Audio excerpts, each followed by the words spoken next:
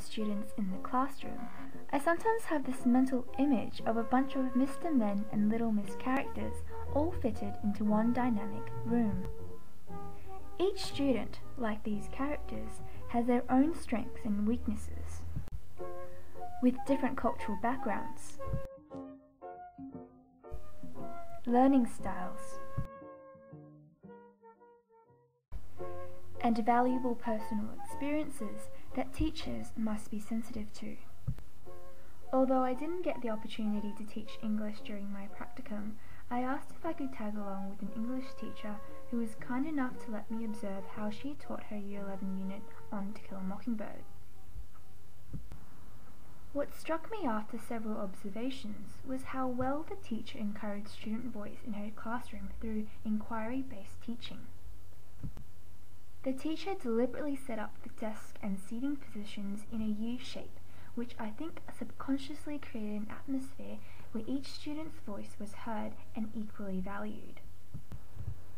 When she pulled the class together for whole class discussions, I noticed how the teacher let what her students said drive the discussion. She made sure she was hearing from different students and also used their comments to formulate her next question. She told me that your questions are nothing if the students don't say anything, and that by letting the students drive the discussion, they are encouraged to be active participants in the classroom.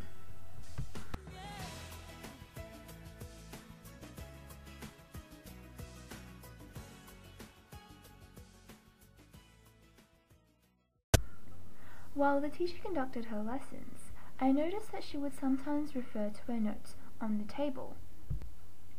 I was a little surprised to find out later that what she was referring to was actually her lesson plan.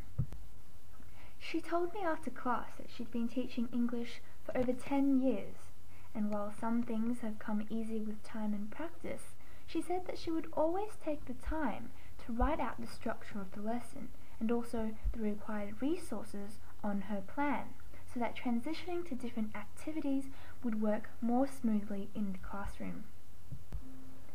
To be honest, I had always thought of lesson planning as something I just had to do to pass uni.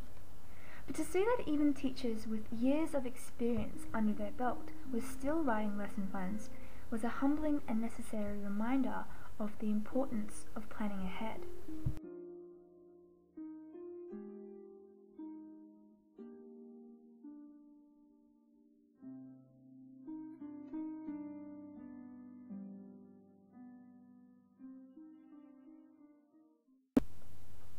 As teachers, I realize it is also essential to be critically reflective of our teaching practices and be flexible enough to change our teaching styles to suit student needs. During my after-class discussions with the teacher, she would frequently stress that she was not a perfect teacher and that no matter how well you think you've planned a lesson, something you haven't anticipated will almost always occur. She also advised that I should take the initiative to establish a positive network of teachers so that ideas and suggestions could be exchanged and problems and solutions could be tackled together.